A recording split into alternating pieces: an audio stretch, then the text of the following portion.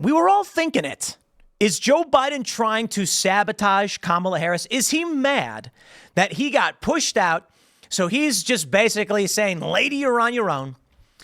Postmillennial says shade war between Kamala and Biden heats up as election day nears. The friction stems from lingering frustration with Biden's camp of the president being pressured by his own party to step down and not run for re-election.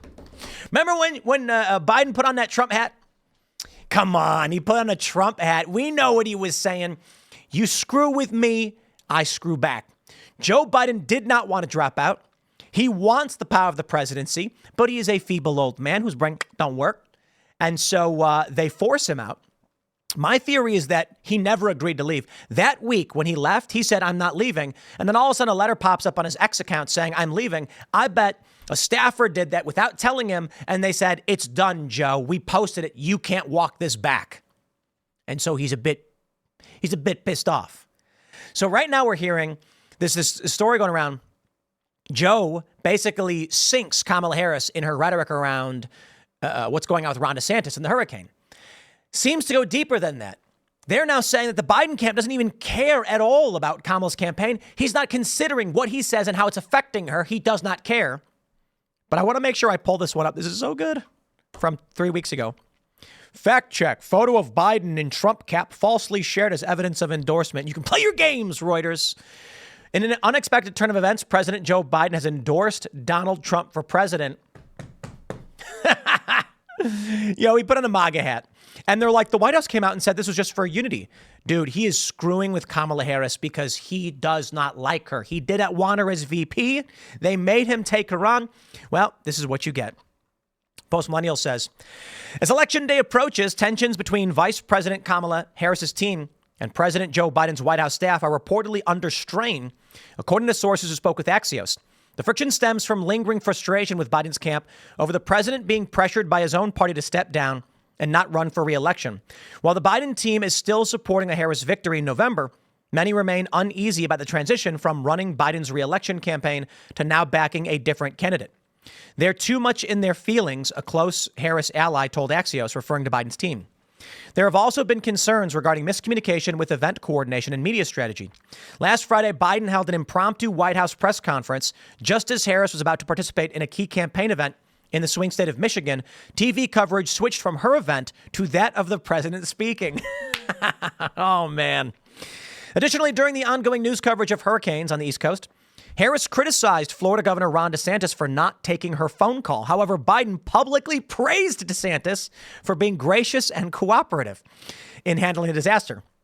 DeSantis met with Biden and accused Harris of making a political game out of the disaster in her state.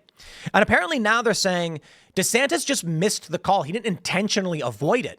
He missed it and was like, look, whatever, I'm not talking to her. It's political. She got all bent out of shape about it, goes on The View and says, this shouldn't be the case. Meanwhile, Biden's like, nah, he's doing a good job. They're absolutely tanking Kamala. The White House is lacking someone in the room thinking first and foremost about how things would affect the campaign, a source from the Harris campaign told Axios. However, some have wondered whether these examples of miscommunication between the two teams are intentional due to lingering resentment from the Biden team. This also comes after Biden's odd decision to playfully wear a Trump hat in front of reporters in Pennsylvania. The strained relationship is also evident as several Biden aides have left the White House to join the Harris campaign. This has caused some within Biden's circle to feel that those departing are being labeled as disloyal. Everyone from the president on down knows how important this election is, and we always anticipated a number of staff would want to transition from the administration to the campaign for the final stretch, a White House official admitted to Axios. Speculation has persisted that Biden, along with his wife Jill, harbor resentment over leaders within the Democratic Party for withdrawing their support in his re-election efforts. Notably, when Biden first announced his resignation, he did not initially endorse Harris as his successor in his resignation letter. His endorsement only came later, fueling rumors of lingering bitterness. Reports also suggest that both Joe and Jill Biden remain upset with Democratic leaders like Nancy Pelosi over how the decision to step down was handled, and that Jill feels betrayed by the series of events that unfolded. Jill's the puppet master, not the top of the top puppet master, but she's up there. Joe Biden recently had that cabinet meeting where he throws her, I'm throwing it to you, kid. And then he has her lead. Why? Because his brain don't work, as we know. Check this out from the New York Post. Harris staffers blaming Biden admin for not helping her campaign. They're too much in their feelings. In their feelings? What does that mean? Ladies and gentlemen, it is obvious. The Biden campaign and its staffers feel like they've been stripped from their opportunity at another run. Biden did not want to drop out. They were forced out, and now they're saying outright, we ain't going to give you nothing. Vice President Kamala Harris staffers are starting to blame the Biden admin for not doing enough to help her presidential campaign, according to a new report, as the Democrat sinks in the polls with less than a month before the November 5th election. Despite the veneer of unity that Harris and President Biden have displayed after Biden dropped out of the race, some of their staffers have reportedly been butting heads behind the scenes. Privately, several members of the Harris's team have feuded with Biden's White House staff, feeling that they aren't adequately prioritizing her election bid, while some within the president's orbit still feel raw over his ouster. Imagine this. You get hired by Joe Biden. He's the president. And he says, listen, we got a campaign. We're going to win a primary. And you're told you're going to be, chief of staff, maybe.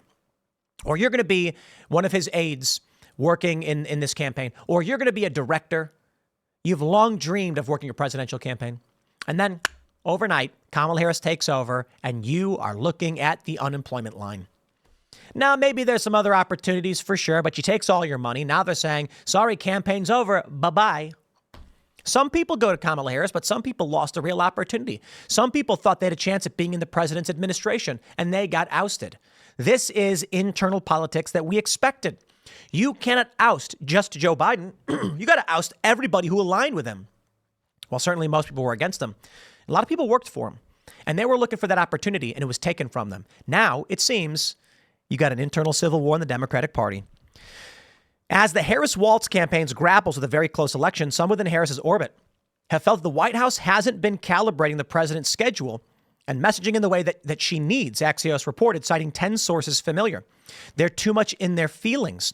Just this month, Biden, 81, shocked reporters by giving his first ever press conference in the White House briefing room as president, which some in Harris's world felt sucked the media oxygen away from her Flint, Michigan rally.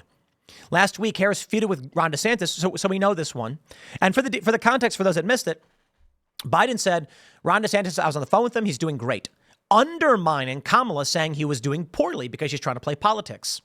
The answer that the Biden camp is giving now is that they're not going to pick a fight with a governor in the middle of a hurricane. It would be way worse for them.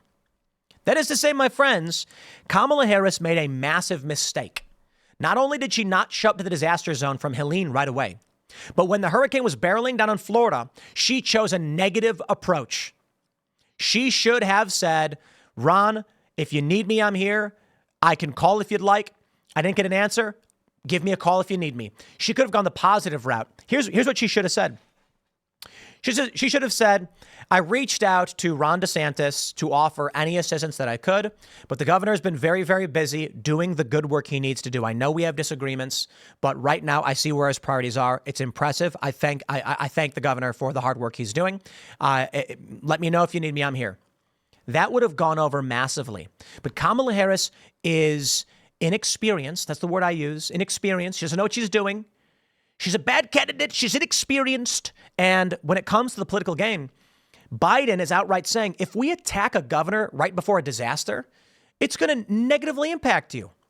You are going to look bad. This guy is currently trying to save lives. So she plays politics and she sinks because of it. Now we're looking over at the old betting odds. Donald Trump is up 9.2 in the betting odds. He had a period yesterday where he was up 10 points in aggregate in the betting markets. 10 points. Look at this. October 13th. Let me see. There we go. Just yesterday, Trump had a 10-point advantage. It's gone down a little bit. But you name it. In every single betting market, Trump is the favored individual to win this election. So let's play, baby. Who makes more sense? Alan Lichtman or Vegas? Lichtman says the keys to the White House predict Kamala Harris wins. Jim Cramer says Kamala Harris is going to win. Vegas says Donald Trump is going to win. I got to tell you this, my friends, money talks and BS walks. So when the money comes down, the people who are making big wagers on this ain't going to be playing games. Money matters. Oh, Jim Cramer, Lichtman, all these people can talk big game because there's no consequences. They come out and they say, Kamala Harris takes this one home. So what? But what happens after the election? If they're wrong, ain't no thing. But what about Vegas? Vegas, you make a bet, and if you're wrong, you'll lose your money. So I'm going to tell you this. A lot of big talk from a lot of big people. But if Jim Cramer is so sure, make your investments, make your bets. I'll put it this way. If people believed Alan Lichtman, if people believed Jim Cramer, if people believed the national polls, if these people actually believed it, they're saying they'd be making those bets. How about it, Jim? You so sure Harris is going to win? Put $1 million down on her to win in Vegas like everybody else isn't. If you are so sure she's got this one in the bag, make your bet. Alan Lichtman says, I've been right every single time. Okay, buddy. Alan, what's your net worth? How about $5,000? How about $100? You put down a bet on Kamala Harris and prove it. Show me your bet slip. Say, I made that bet because I believe it's true. They won't do it because there are no consequences for their projections that are just bluster. So I tell you this, the people making those bets, they don't want to lose money. They got real world consequences. And I gotta say, with Kamala Harris being miserable at her job and now fighting with Biden, this looking like it's Trump's to lose. Trump will lose, though. If you guys don't go vote, if you don't register your friends, your family, and whoever you can, you got to get out there. This is it. The final stretch. We'll see. I'll leave it there. Smash that like button, subscribe to this channel, share the show with everyone you know. Follow me on X and Instagram at Timcast. Thank you all so much for hanging out. We will see you in the next segment at 6 p.m. on this channel. See you then.